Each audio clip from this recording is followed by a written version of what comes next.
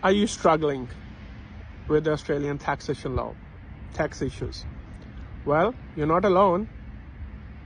I'm going to break down a few things for you today. Especially, I'm going to discuss very quickly about the people always think about buying their cars under the company names.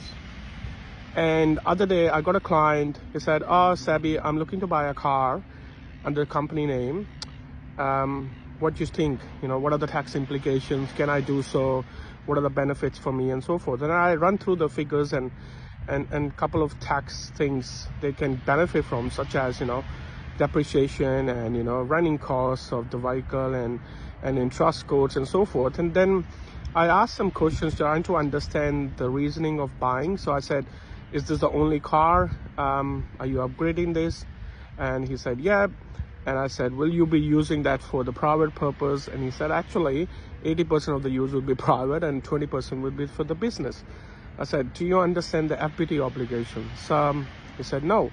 So essentially I said, when the employee of an employer use the employer car, company car, for the personal side of things, then essentially you have to pay FBT.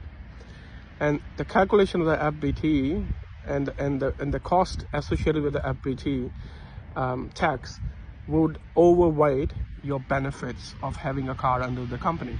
So we run through the numbers. I've gone through the Excel spreadsheet. I said, here's the scenario 1, here's the scenario 2. What are the benefits? What are the opportunity costs? And what are the costs to you?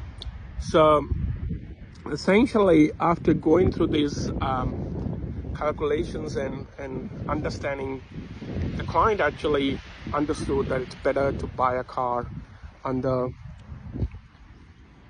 personal name rather than a company name, so that there is no FBT liability. So just try to understand before you buy a car, have a chat with your advisor.